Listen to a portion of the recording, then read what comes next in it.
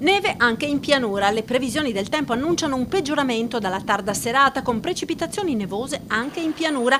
Gli accumuli non dovrebbero essere particolarmente consistenti, indicativamente qualche centimetro, ma potranno variare sensibilmente da una zona all'altra. La Regione Veneto ha diramato lo stato d'attenzione fino a giovedì mattina. In provincia di Treviso il piano neve è pronto a scattare. Il piano neve è stato finanziato con il bilancio che abbiamo approvato per i fabbisogni che sono standardizzati sostanzialmente. E che cosa prevede? Prevede la messa a disposizione sul territorio delle strade provinciali di 42 aziende che sono pronte ad intervenire nell'arco di mezz'ora dal momento in cui vengono chiamate, e oggi è allertato. L'invito comunque, qualora dovesse come previsto nevicare in pianura, è quello di prestare la massima prudenza alla guida, evitando di utilizzare i mezzi privati se non strettamente necessario.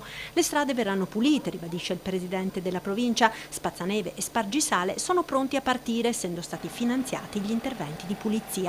Non altrettanto si può dire per tutti gli altri interventi di manutenzione delle strade provinciali, finite ai primi posti della classifica dell'ACI per numero di incidenti a chilometro, ed il presidente Marcon allarga le braccia. Negli ultimi anni le risorse che la provincia di Treviso ha potuto investire in sicurezza stradale, in manutenzione ordinaria o straordinaria che sia, sono state molto limitate, pari allo zero oserei dire. Ci sono delle criticità segnalate in virtù dell'incidentalità che è successa e che conosciamo dai dati.